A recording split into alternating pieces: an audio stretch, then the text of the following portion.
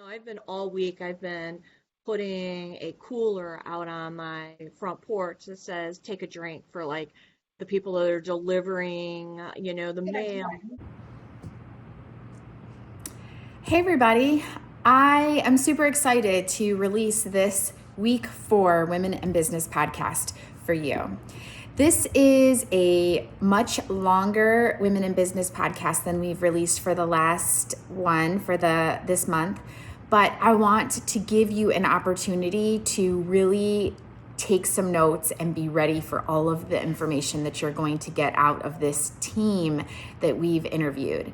This is a female-owned organization that we interviewed the team for without their leader present and then interviewed the leader separately. So you are going to get the perspective of what it's like to be led by a female entrepreneur in an extremely male-driven industry, and then see the mashup of the answers when we interviewed the owner and entrepreneur separately. This female-led team is led by a fantastic friend of mine and colleague, and I'm just gonna say badass female. This is an hour-long podcast, so either listen to it in segments or get ready to listen to your workout during your workout or wherever you can really take your notes. You're gonna hear the passion of a woman who is excited about testing the products that she implements for her customers, the passion that she feels about taking the time to self-care, her dogs, the community in which she lives in. Also, I want you to take some specific notes on the perspective of how she sees her own weaknesses versus how her team sees weakness. For those of us leading teams, whether you are male or female, we need to take notice of how much harder we are on ourselves versus how others perceive us.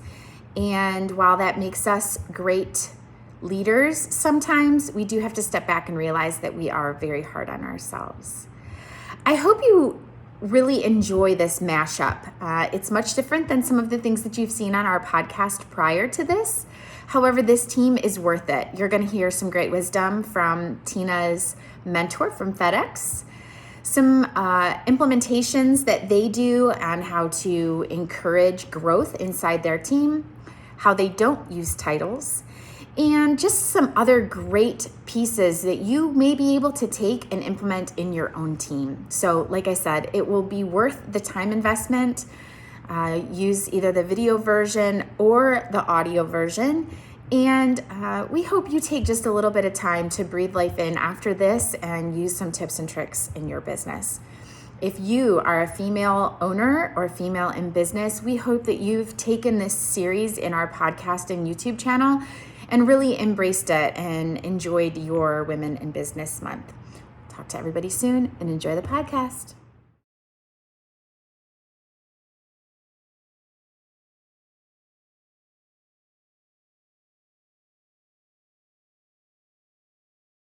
So exciting to me when I see, because we have a video camera, we're in tech, my test camera is on my front porch.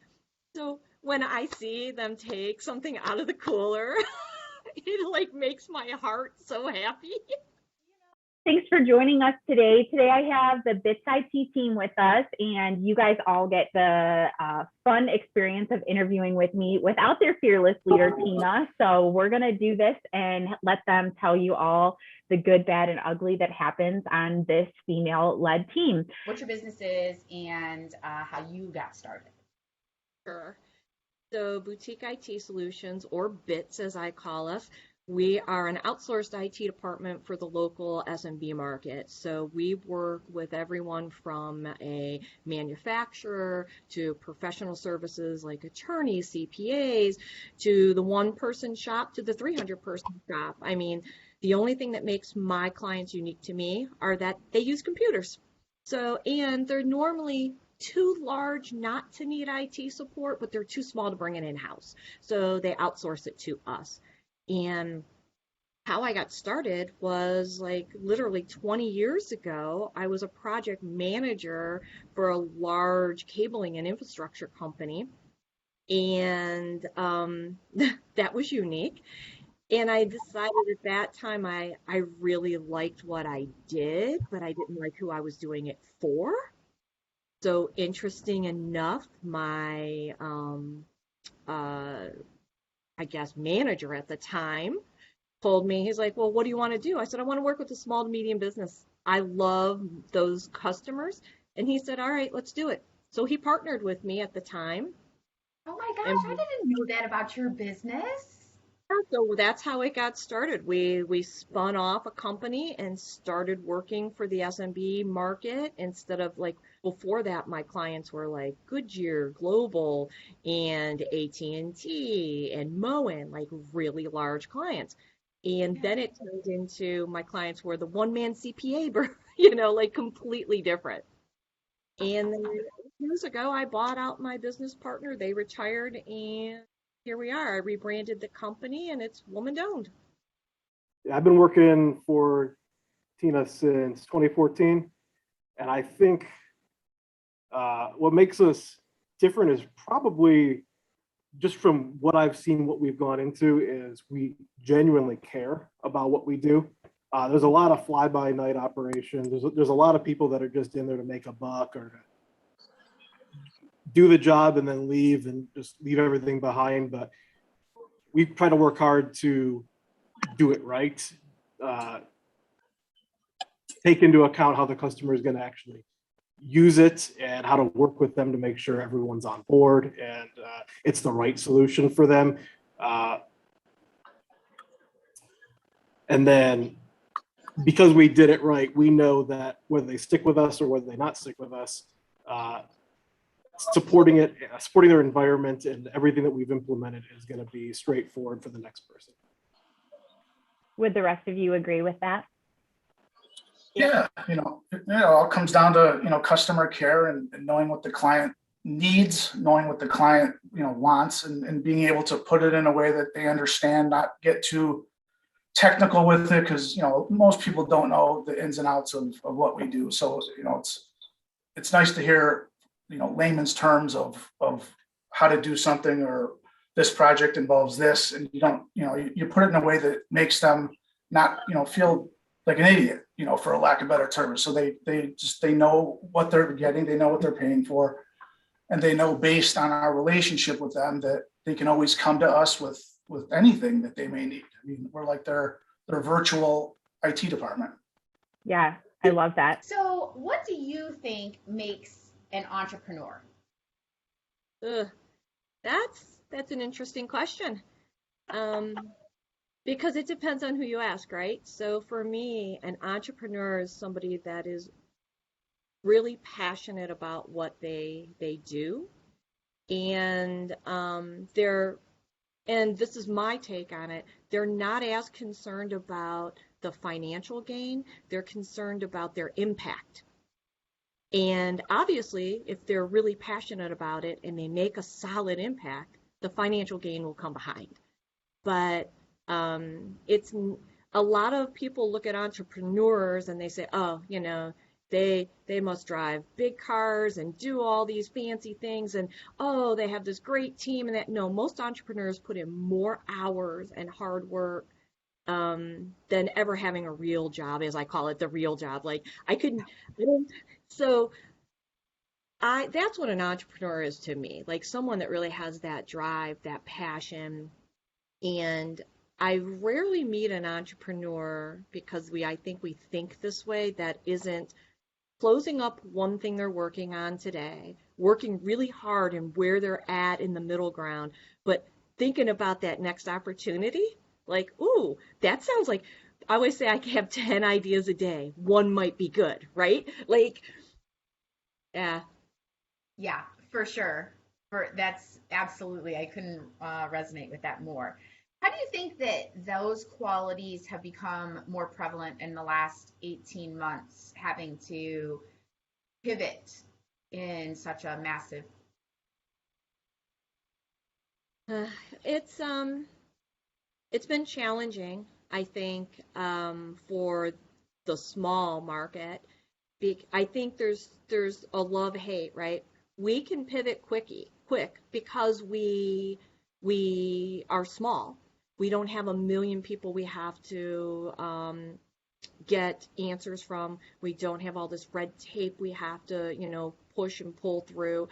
But it's also more difficult for a small team to stay afloat. So really having that passionate group, like that's one thing I love about my people, and they are my people. Like they love this company as much as I do. And as much as our clients sometimes are difficult or maybe, they're challenging, they love every challenge or every item they have to do. And I never have to worry about, do I have to do it all, right?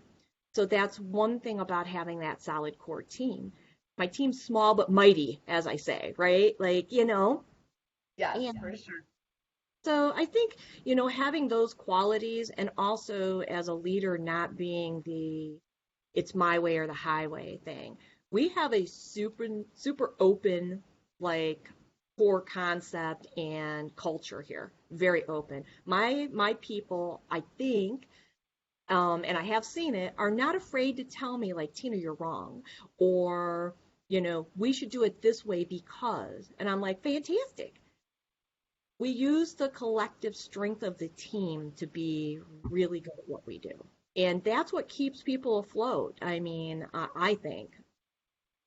Yeah, that is a really bold strength of your culture, and it'll be awesome for you to hear what your team had to say about those same things, because they're so proud of you and what you have allowed to embrace in that culture. And to hear you say it without your team present, which is one of the reasons why we mash this up and have the leader do this separately, is because ironically you haven't listened to that interview, and it's one of the strengths that your team says that they like most about you. So they're they're super proud of that part of it. In fact, if you could see it, you just gave me goosebumps. I don't know. I think that it's the ability to roll with anything. I mean, if you're working with a small company, you have to do a lot of different things. You have to be prepared to handle a lot of different situations. I think the BIT solution and having all of these people in a virtual mode that, Tina can bring in when she needs them. If she doesn't need them, then they don't work on that project. I think they got to be able to do a lot of everything. I know Tina has told me quite a few times, a lot of people get into running their own business because they're tired of having a boss and they think, oh, I'm going to be my own boss. I'm going to run my company. It's going to be easy.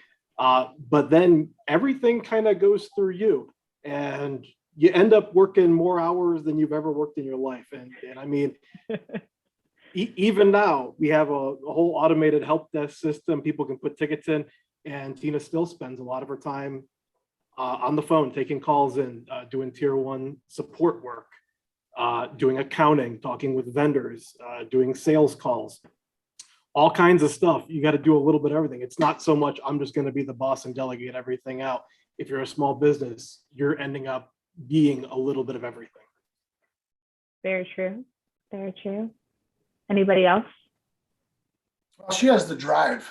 Like, Zach was saying, you can't just pick up one day, you want to own your own business. You have to have that drive where, if you fail, you get right back up and keep on doing it until you're able to, accomplish your goals. And, she has that. She doesn't take failure lightly. She takes it as, I just learned something on how, what not to do again. And, she kept on trucking, and, that's where she's at today. I mean, she succeeded. Yeah. So let's talk about who told you that you were good at what you do?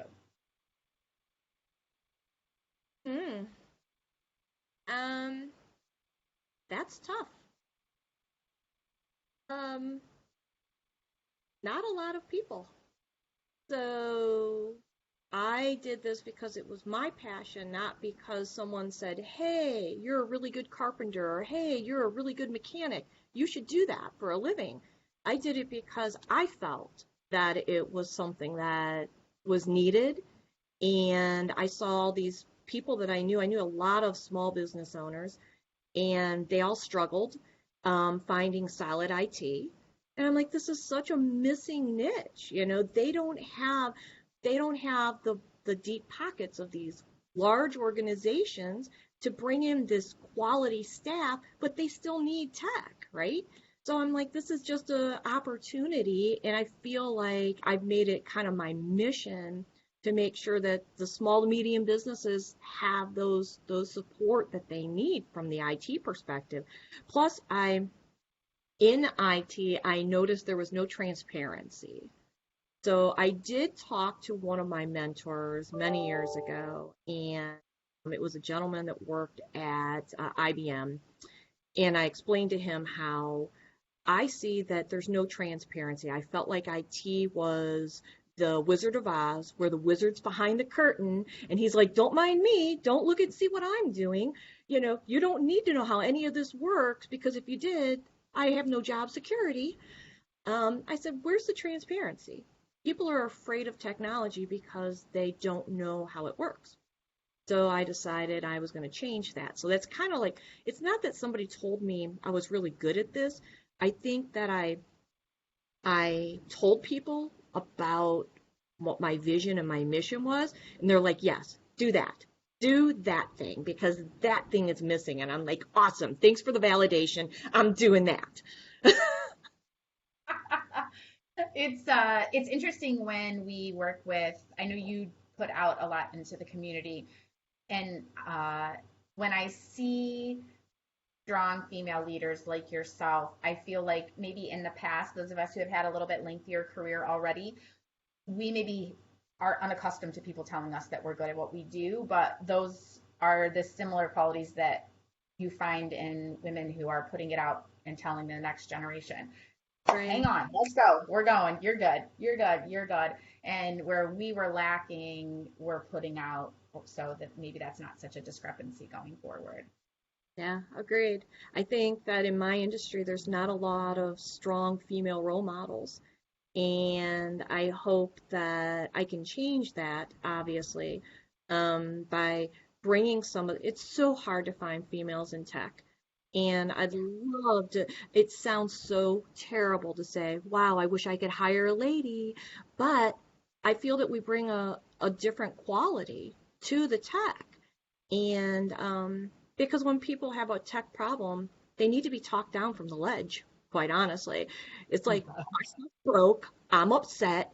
And the guys are okay at that, and they know that's not their strength. They'll tell me all the time, Tina, you got to talk them down from the ledge and then pass them over to me, and I'll fix their problem.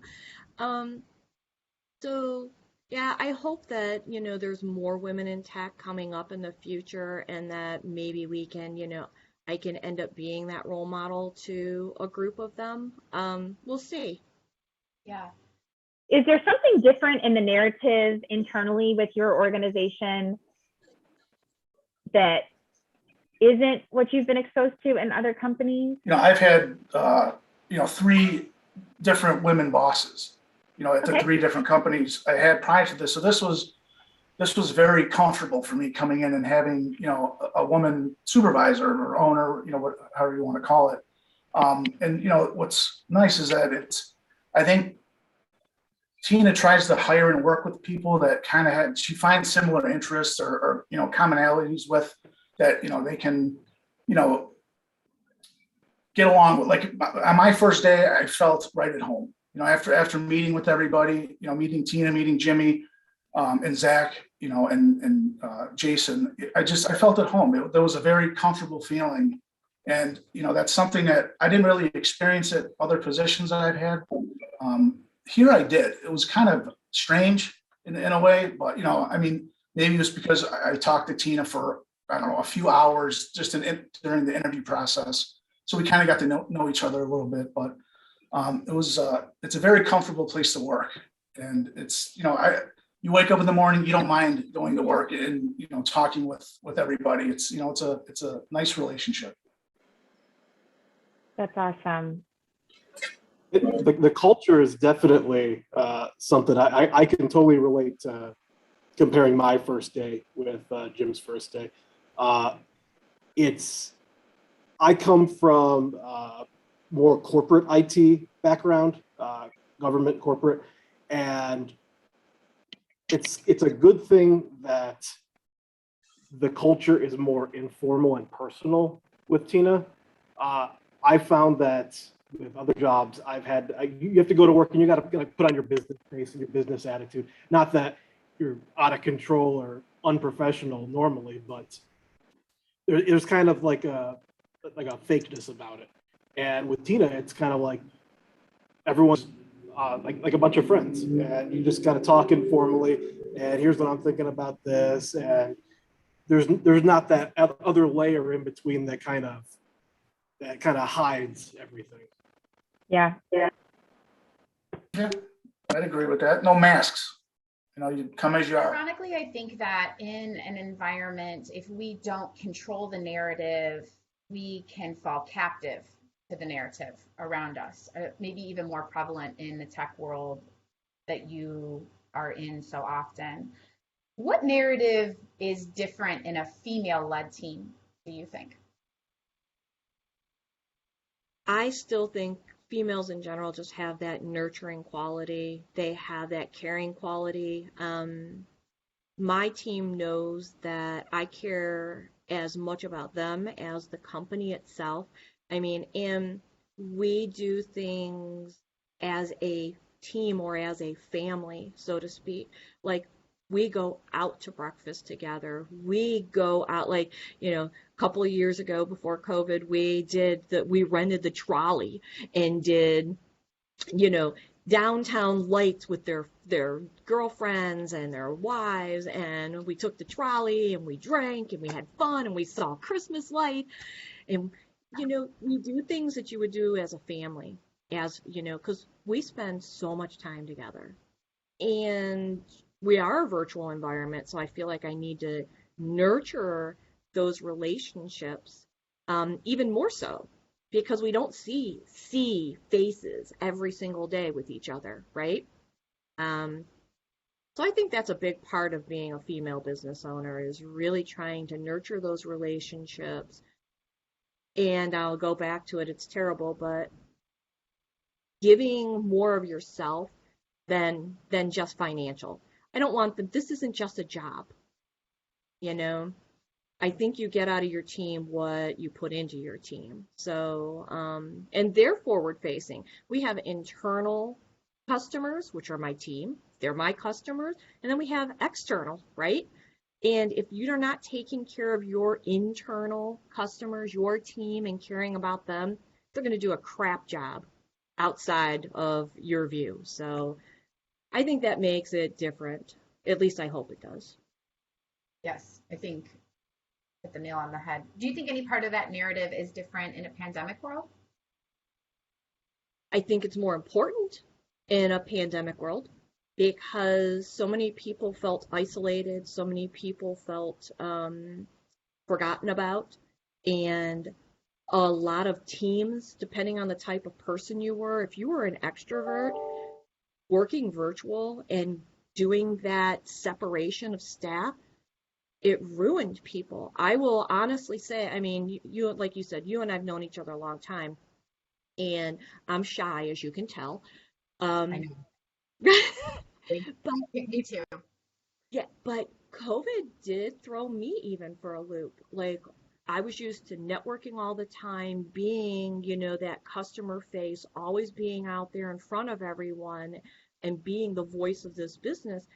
And when I stepped back because we couldn't meet on site, we could no longer do lunches, we weren't doing networking events, right? None of that. After 18 months of that, my first event, I kind of had butterflies. I felt awkward. And it made me feel like, wow, I have a little anxiety about this. This is what the people that I always used to help felt.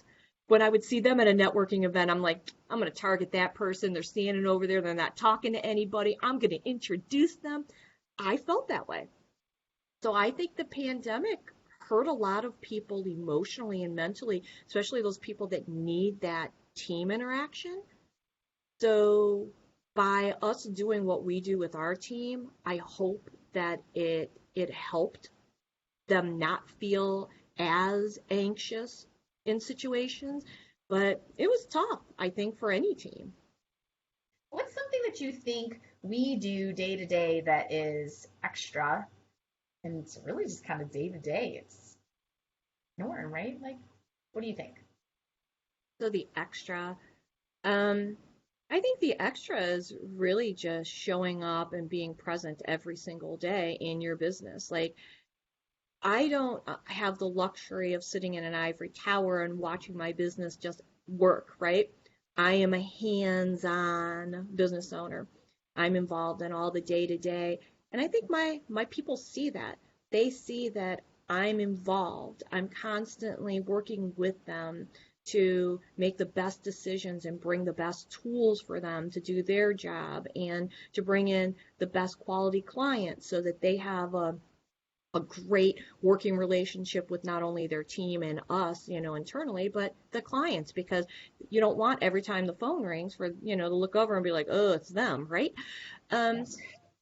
Everyone has that client. We all do, don't lie. But um, Yeah. but I think like really being present, being conscious of what's going on, caring about your people, but not being walked on. You have to be fair, honest, and, the guys all know that we collaborate as a team.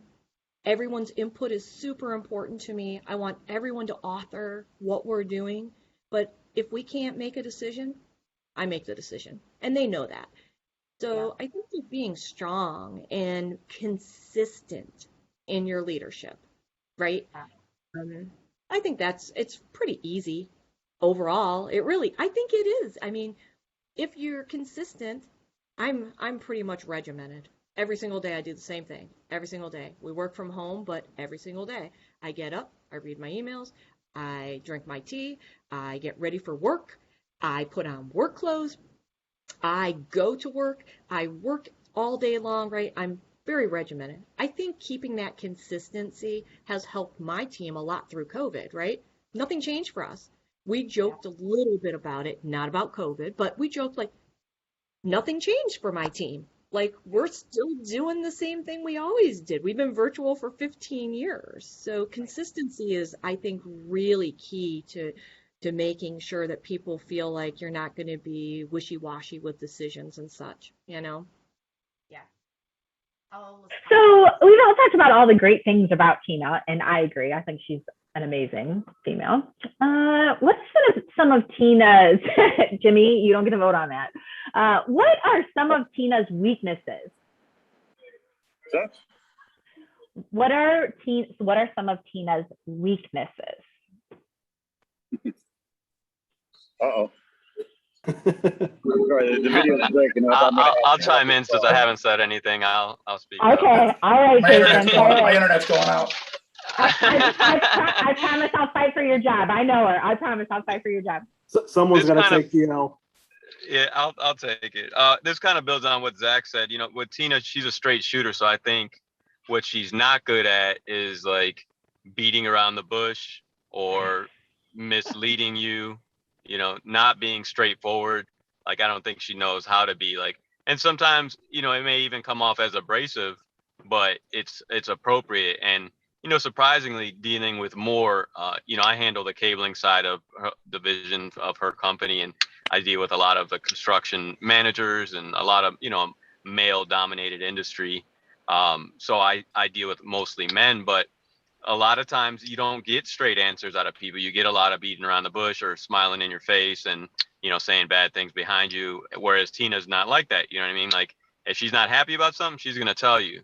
If she doesn't like something. And so that's one thing I can say after working with her for so many years, that something she's not good at is, being whatever it may be, deceitful or, not being direct, not being straightforward. So I mean, it's a positive thing.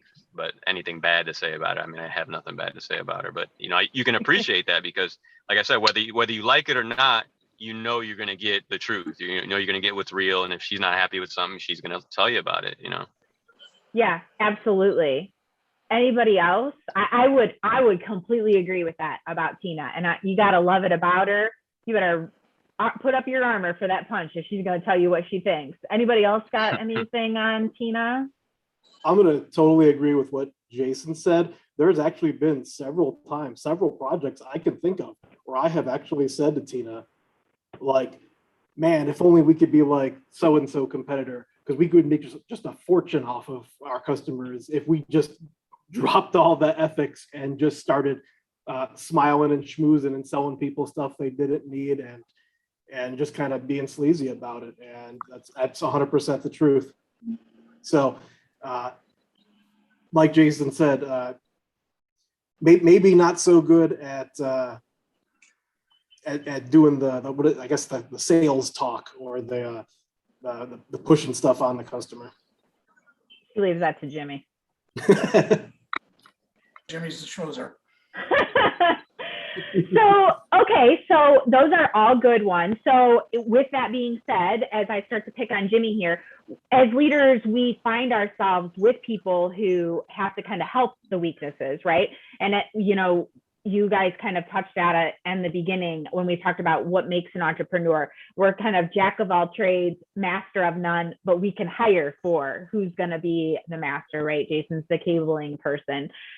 Zach, you said that you come from the corporate world and that piece of the IT piece, that mentality, but how are weaknesses acknowledged inside, right? So Tina has hers. She's got Jimmy to do the kiss and tail end. How is a weakness acknowledged? We all have them. We all have to embrace our own. When you have a weakness or Tina's weakness, whichever one you pick, how is a weakness acknowledged internally in your organization? I'll field that to start off with. So we do implement a peer review, and we check that with each other. So you're going to know how other people grade you. Jimmy may not know that yet, but you're going to grade yourself, and we're going to grade you. Bring it. Yeah, no, it's there, and it's right up in your face, and Tina, myself, everybody's gonna be honest with you. If you struggle at one point or another, you're gonna hear about it, and you're gonna be expected to hopefully be better at it. I mean, that's what we're here for. It's not about hiring and firing. It's literally, if this is what you're bad at, this is what we're gonna help you fix. So that's how the internals work here. That's such a great place to sit, in my professional opinion, right? We talk with in my organization, helping people acknowledge where they struggle and how to work through it. If you guys have the ability to just get it out there and talk about it and acknowledge it and say, hey, I'm not so good here, right? I'm not so good and I need help. And you guys are able to just put it out there and say it. I mean, that's awesome. What a amazing piece. I didn't actually know that you guys did that. So I really am genuinely, that's awesome. That's amazing. It's not so much amazing. It's again, it's a culture thing. It's a Tina thing. And, not to, again, blow sunshine, across Tina, but she would expect nothing less of any one of us calling her out.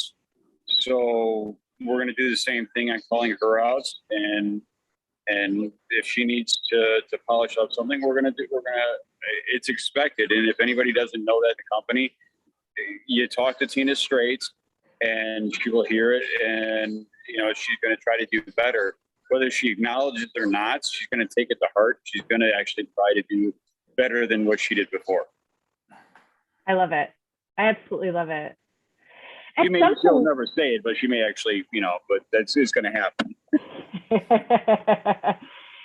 All right, so this was a really good topic for your team. Your team got a kick out of this one, and I had to encourage some unmuting of mics on this one. So I asked them, what are some of Tina's weaknesses? And I'm not going to tell you who spoke first. Oh, it's going to be Jimmy.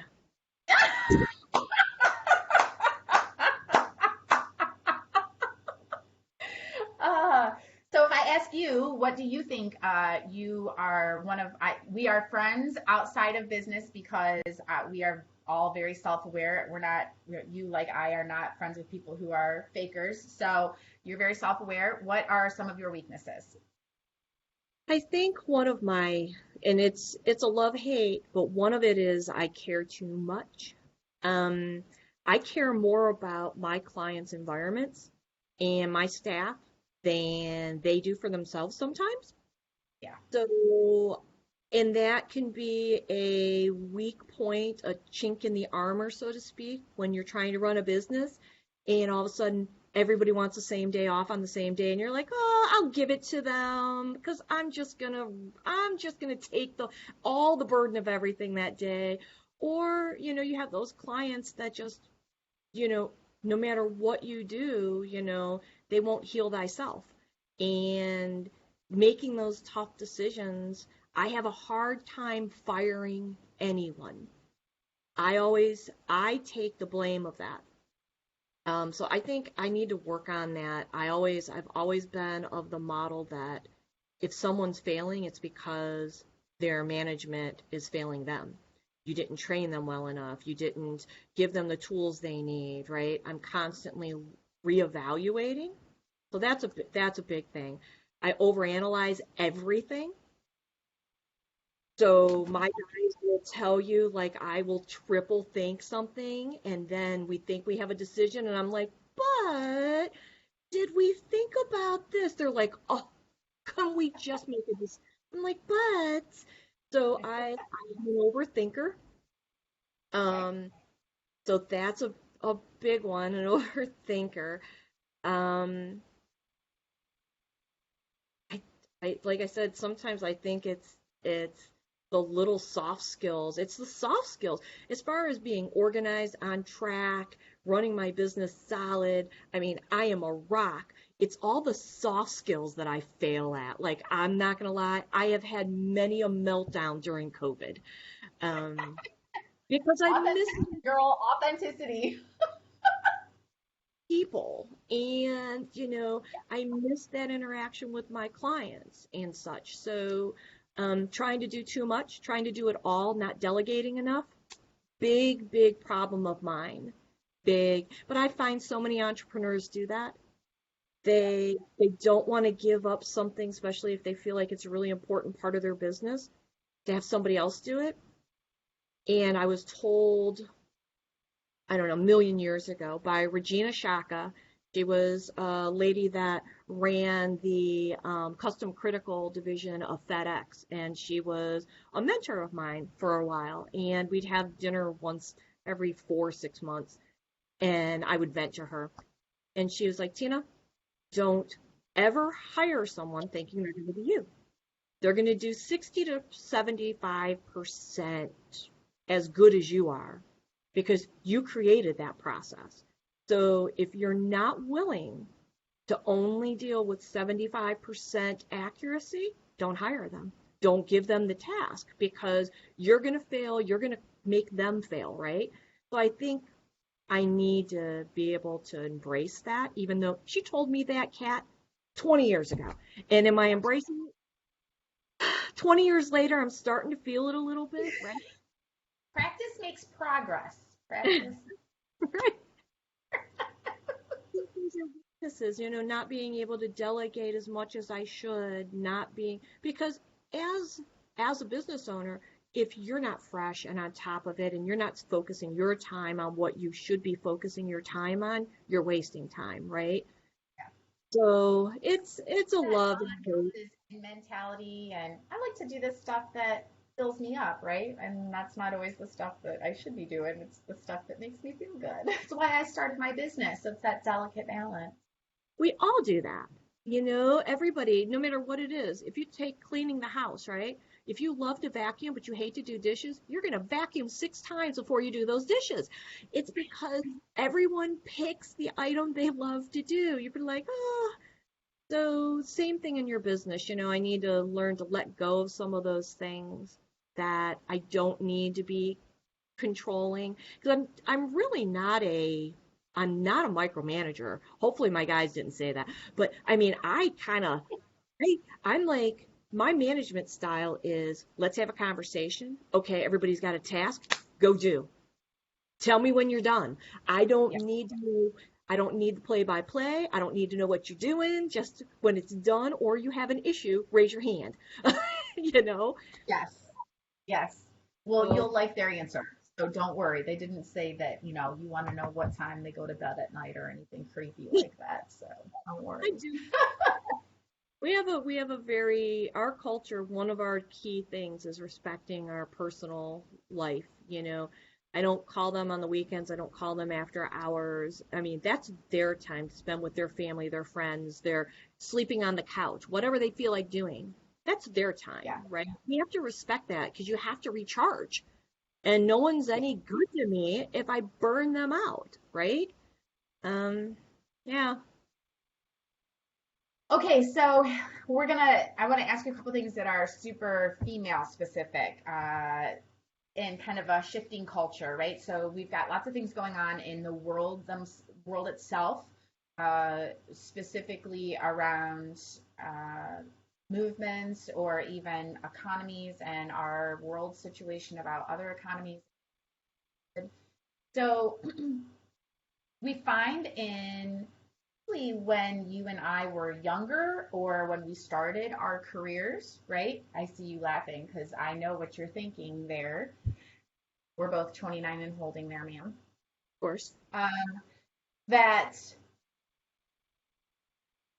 there was this like hyper masculine environment for up until not too long ago, right? Where there was a mentality that going to the strip club was a cool thing, or no women on the golf course before noon, or, this hyper masculine, where people might have thought it was okay even in the military. But it was coming into a business situation. That's not so much what we see now, right?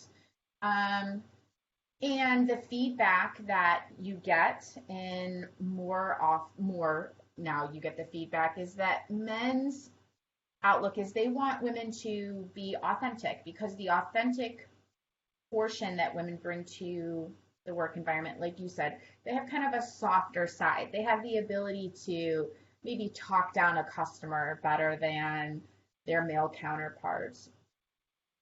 What they verbalize is what works is hard work, mutual respect, trust, high performing, organizational goals. What doesn't work when women are a part of the workforce is women alienating other women or continuing to keep this very sexualized divide in the workforce. So what do you think is a portion of your organization that runs differently, that makes you guys not have that super sexualized divide in your industry, what you bring to your industry? What gives you guys the edge? One of the things which I think people think is stupid, but it's worked for me forever, is that we have no titles. So, we also have no lanes. I came out of corporate where everyone had a lane. You are accounting. You are even in IT. You are a programmer. You are an engineer. You are a systems engineer. You only work on this particular box in the system, right? So put people in lanes. We have no lanes. We have no titles. Everyone does everything, and we all make collaborative decisions. I have said many times to my guys, because they're all guys for the most part, is that, yeah, I make the decisions, but I own the business, but we as a team make collaborative decisions together. And I want everyone to speak up, because you're going to have a better solution than this person, and this person's going to have a better take on that thing. And in our industry, it changes every single day. Every single day. I had a tech, he's since passed away. That's how long I've been doing this. I'm old. But Tom would say every single morning, I'm in one of the only industries where I wake up and every day I say, what don't I know today? Because it changes while you're sleeping. And so because of that, we as a team can't all know everything. So we heavily rely on each other to pass information to each other and feed the team so that we're all as good as we possibly can be. So that's part of not splitting, we don't split hairs, we don't have titles. When it's funny, you probably didn't know this because obviously I'm just telling you we don't have titles. But if you would have asked the guys, like, so what's your title in the company? What do you do?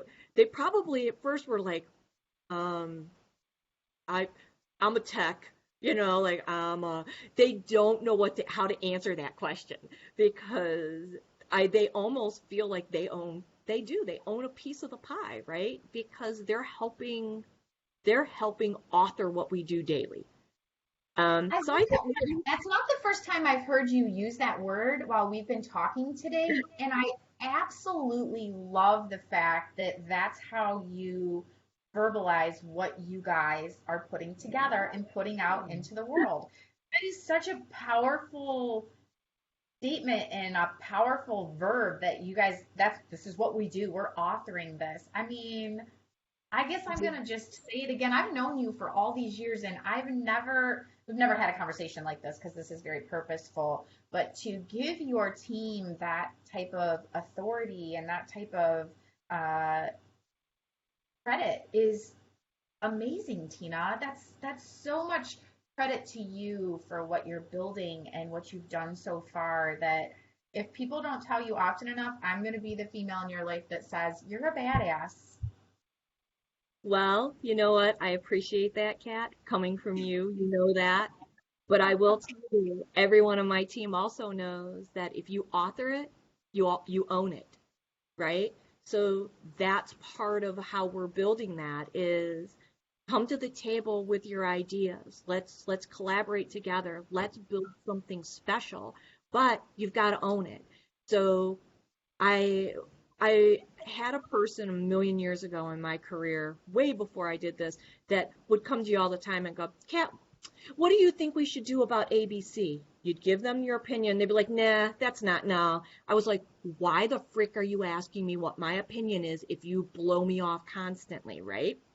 Yeah. So for us, it's like, let's collaborate. Let's come up with the best solution or the best piece to this puzzle. And then let's own it. And, and the guys aren't afraid, just like I'm not. If it didn't work out, they were like, well, that didn't go the way I planned, right? So you have to have skin in the game, and it means more to you then. And I think that's why the team is the way they are, because they know that I am going to listen to them. I'm not always going to take every piece of, advice or new tech. There's a new technology on the market every day. The guys are like, hey, did you see the blah, blah? And I'm like, yeah, we don't need a blah, blah right now. We're good. But I'm going to put that right over here in case we do next week, right? Because right now we need to focus on these three, whatchamacallits, Exactly. Yeah. Well, it makes a big difference when you have your people author things. It really does because they feel empowered and they feel like they're building something. Yeah. I'm so excited for you to hear what your team had. What hacks for life or work come out of being this awesome team that you could leave with other, not even women watching today, but just anyone watching today that is at any place, their career, their business owner themselves, they go to work for somebody every day. What hacks for life or work come out of being and leading the team? I think a big one is if you're going to be a good entrepreneur, you have to have an open mind. You have to listen to everyone else. You have to know that you're not the best at everything. That's why you have a team. If you were the only one and you knew everything, you wouldn't need a team, would you? So you surround yourself with these quality people, then why not use their strengths, right? That's what builds the team. So you have to be open-minded. If you're not going to be open-minded, go get yourself a job somewhere and do that, right? Or get yourself a career where you never have to interact with anyone, right? They're out there. I don't know where they're at. I'm not looking for them. But I think, being super open-minded and, building that team that helps you build the dream, together. And raising your hand early is one thing we say all the time here. Raise your hand early. Like, give people an opportunity to shine or fail. Don't be that mother hen to jump in there and help them with every little thing. Let them fail a little bit. And then I say this all the time. If there's a failure, it's not a failure, right? There's a term out there that says like that's just, your next thing to success, right? And I Yeah, always I think the acronym now that we're talking about it. I can't Yeah. think of it either, Kat, but I always tell people, I never say, oh, you failed at that. I always go, this is a learning opportunity. And my guys, I think they hate that. But you know what? I always say, this is a learning opportunity. Or even after something that didn't go quite the way we want, we sit back and we analyze it and go, what could we have done differently? You know? So I think, keeping it real, keep it real. Don't bullshit or blue sky yourself. Just don't, know what your strengths are and where your weaknesses are. Fill in those weaknesses with a core group of people that are going to help you succeed. And, be open-minded. You're not the only person that can make a decision. So, and somebody else, if you're not open-minded, you might walk past 10 decisions that were fantastic, but you don't want to hear them because it's not yours. So that's, that's kind of how I lead. At some point, we actually take gender out of the equation, right? And we all want to be good at what we do, period. Even passing laws. This was a great conversation I had recently in a group that I was in. Passing laws doesn't cause people to respect women. Ironically, some people think that it does. So what makes you respect Tina?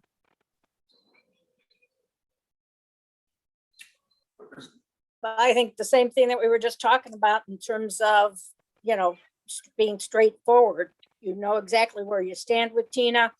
She listens to what you have to say, and she makes the final call. You may have a difference of opinion on it, but she's the one driving the bus.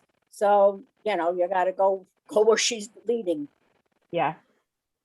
Yeah, the fact that I can talk to Tina and be 100% honest and say something like, hey, I really don't like the kind of jobs that we're doing here, and hey, I think we should do more of this kind of thing, or we need to hire someone that can do this better because right now we're not doing so hot in this area, or we need to focus on this kind of customer.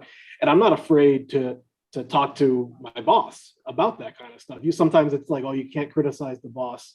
You gotta kiss their ass or whatever. And you kind of talk to your coworkers about, man, I really hate it here because boss never listens. I can just go up to Tina and say, hey, let's do it this way. Let's try this kind of thing. And she won't just tell me like, okay, yeah, we'll get to it whenever. She'll actually work on implementing it.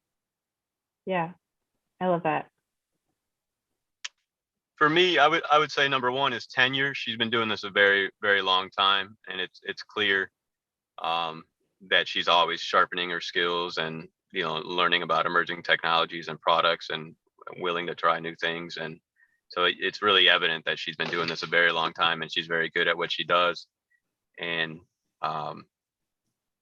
secondly, I think she has a great focus on resolving an issue, regardless of whose fault it is. And just the main concern is actually fixing the problem or finding a solution versus, a lot of time when you got all these moving parts and different people involved, a lot of times, there's a lot of finger pointing if things go wrong. And for her, I think her primary focus is on getting to the end result, which is, finishing the job, the project, resolving the issue. And I think that for me, that's huge, because I feel like a lot of people are always trying to push the blame so that they're not the ones that cause whatever, but it doesn't really matter. Like, we're all trying to get to one place. And so I think she does that really well. Yeah, I love that. Yeah, to build onto that, we've had, and myself definitely included, we've had techs and employees do the wrong thing, not follow instructions, not get something right or go over time or something like that. And every time it's like, okay, yeah, whatever, it sucks, but let's learn from that. Like, you're not fired, but you learned an expensive lesson. And let's make sure that at the end of the day, it's work with the customer. If we got to adjust the timeline, let's make sure that the project gets done. Let's just make sure, whatever, if we have to eat the cost of some labor hours, whatever, let's just make sure that the lesson is learned and the result is there. Yeah. You guys have an amazing internal culture, and I just want to say that to you. You are so fortunate. And you are not a client of mine, so I don't internally work with your culture, but it seems like you all already know this. Your culture is so rock solid, and I hope that you all truly do realize I mean, I know, like I said, I know Tina personally, but from an outsider's perspective and in my professional opinion, you all work for an organization that has one killer kick tail end culture, and that's one thing to be amazingly proud of. So in closing, what would you all say to Tina about being on her team? In honor of Women in Business Month and knowing you're on a team that was willing to open up and let us take a glimpse at a female-led team from their perspective of day-to-day work life and how shifting through a pandemic has changed you, what would you say to Tina, since she's going to let us do this without her on screen? What would you all say to her? I'd probably say, thank you for the opportunity. Unlike, a lot of businesses during the pandemic that shut down and or really downsized their staff and weren't hiring anymore. She looked past that and wanted to continue growing, and gave me the opportunity to work here, and I couldn't be happier. I really couldn't. I mean, she's not just a great boss, a great person, and that's how I feel. So, thanks. Yeah.